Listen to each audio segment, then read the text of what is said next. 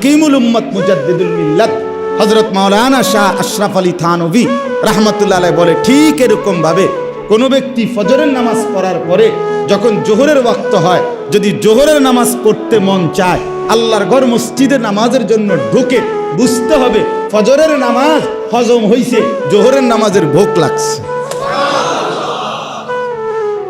ওই যে উনি কইছে, হ্যাঁ ওকে, কি নাম আপনার?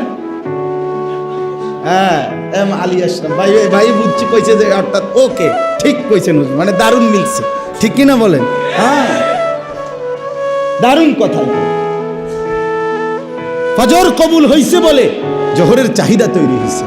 আসর পড়তে মন চাইলে বুঝতে হবে জোহর কবুল হইছে, এই জন্য আসর পড়তে কি চাচ্ছে মন।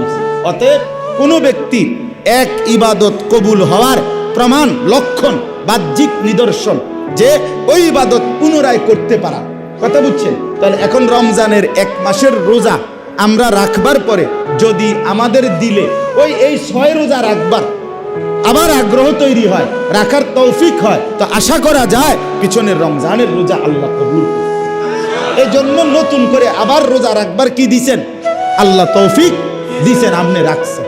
তাহলে এই 3 কারণ হলো। 1 নাম্বার হলো আমাদের ত্রুটি বিচ্যুতির কাফফারা হবে কিসের দ্বারা? এই 6 রোজার দ্বারা।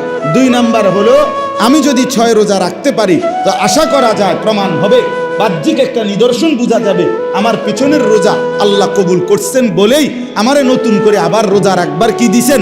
তৌফিক দিছেন। আর 3 নাম্বার, আল্লাহ যে আমাকে এত বড় রমজান দিলেন, এতগুলো সুযোগ দিলেন, আমি যে কিছুটা ইবাদত করতে পারলাম, হায়াত পাইলাম, সবে কদর জাগলাম, তারাবি পড়লাম, এগুলোর শুকর আদায়ের জন্য, কৃতজ্ঞতা আদায়ের জন্য আল্লাহ তাআলার দয়ায় এই 6টি রোজা রাখার তৌফিক যার হলো, সে যেন আল্লাহর শুকর আদায় করল। কি আদায় করলো? তাইলে ইনশাআল্লাহ এখন বলেন, আমি দেরি করলাম, কিন্তু আপনাদের কাছে এই কমপক্ষে চোখের সামনে সবাই আমরা নিয়ত করি যে আমরা 6টা রোজা রাখবো।